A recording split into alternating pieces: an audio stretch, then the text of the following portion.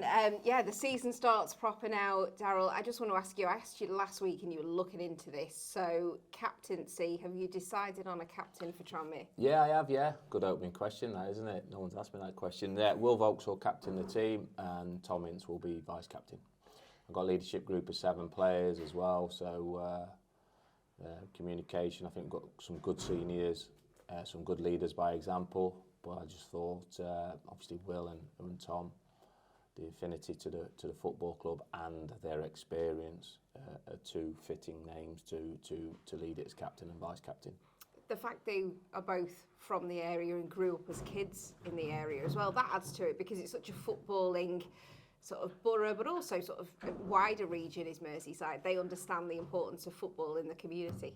Very much so, but also is, and I never rushed into a decision into the pre-season games. I wanted to study the group. I wanted to see who was standing out, and you've got variations of, should we call, leaders now in teams and in football clubs. And I feel that we've got a few players that lead by example, not particularly the most vocal, whereas Will's very vocal.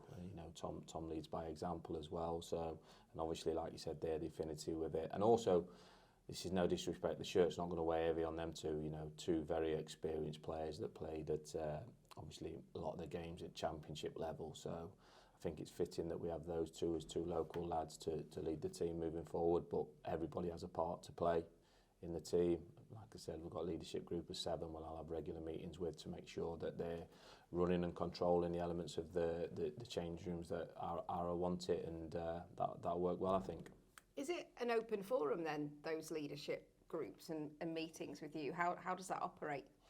Well, the teams that have had success at, the change room looks after itself, standards.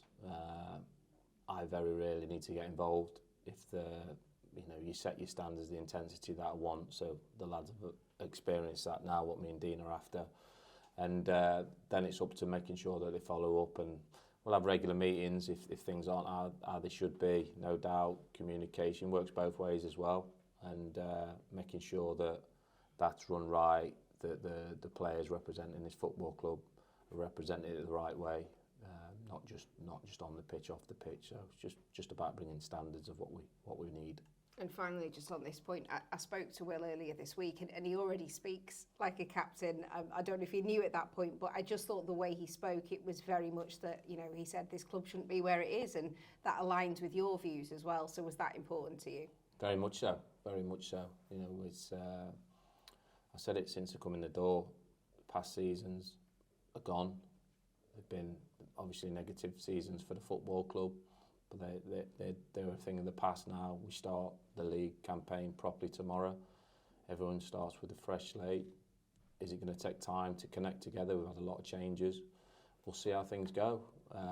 But what I will say is that I feel that we're in a good place. I feel that in and around the building, the vibes changed. That was important to change that culture, to change that. A lot of new faces obviously helps that, but then obviously bringing in the experiences that we have as well. So, yeah, we're ready to go. Regards your squad right now, it's been a huge rebuild. I think that's fair to say. This summer you've had a lot of work to do.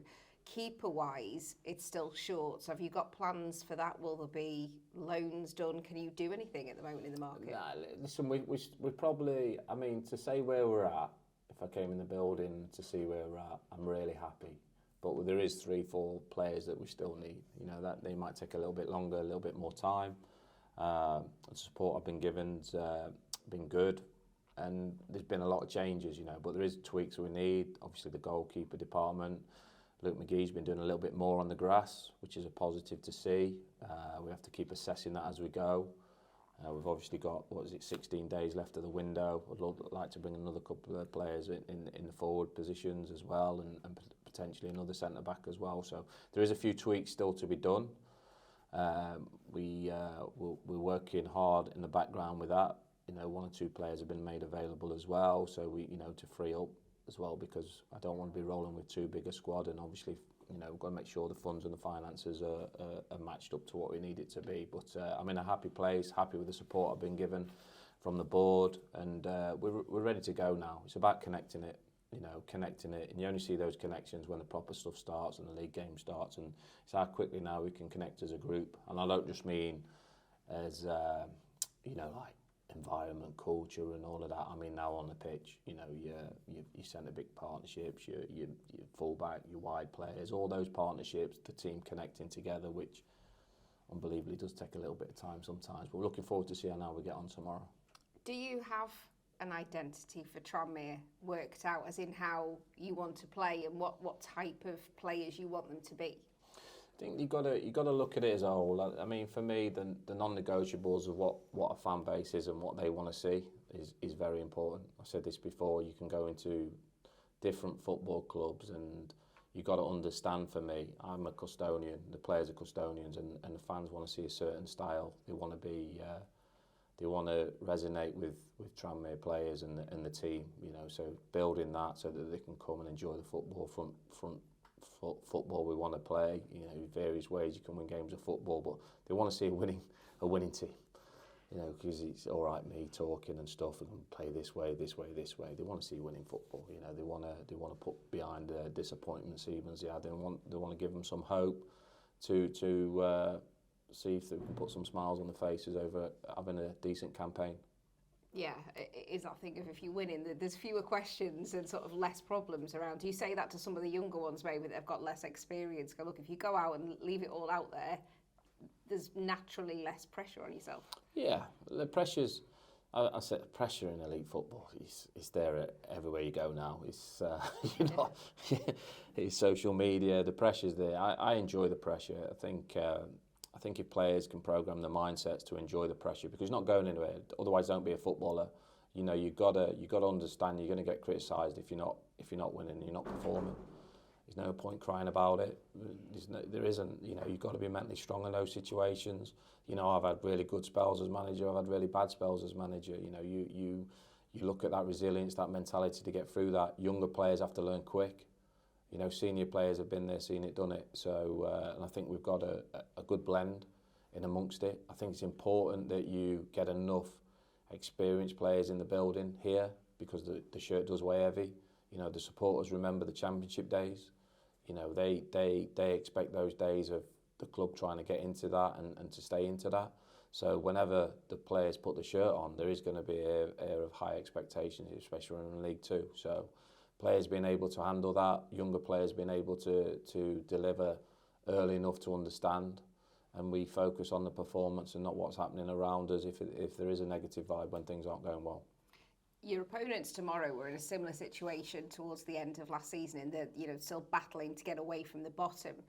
Taking them on at home in the first week, does that feel like it's a good opportunity to put a marker down and get a win and say, this is us now, this is a new Tranmere and it's a completely different situation? I think we have to focus on us, you know, respect for Shrewsbury as a football club and Gavin the manager, but we have to focus on us and our performance, and that's not being arrogant and it's not being ignorant. You know, there's some good, decent teams in League Two, but the focus has to be on ourselves. You know, we're Tranmere in League Two, so, you know, we'll be looking forward to you know, attacking the game and trying to get the 3 points. It's going to be a tough game. Gavin came in last season, done a fantastic job, but our focus and the work is all pre-season about what we do and how we can hurt teams, and that'll always be the focus. You know, respecting what the strengths are, the opposition of course, but we're at home. Focus is to try and get on the front foot, to try and take the game to them and get the points.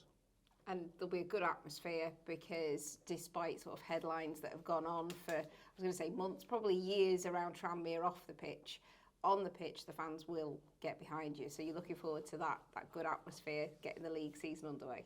I am very much so. They can be our 12th man, but we've got to get them off the seats. I've said that a few times now in a few interviews. We've got to get them going and give them some hope, give them something to look forward to. Starts tomorrow at 3 o'clock. How quickly can we connect together? How quickly can we, you know, get that first win of the season? Tomorrow brings that opportunity to be able to do that. And can we have a decent start? And I'm sure they'll be behind us in the numbers. I'm looking forward to seeing them at the game, and hopefully a real good atmosphere to the game. Well, finally, I had Tranmere fans messaging me on social media. The nice part of social media wanted me to say to you that they wish you good luck. So if I don't do it, I'll get in trouble. So I've done it. There you go. No, I really appreciate that. No, I really appreciate all the support I've had since I've come in the building from you guys as well. So let's get that good feel factor together. Let's be all in it together. Let's see what we can produce. Amazing. Good luck. Thank you.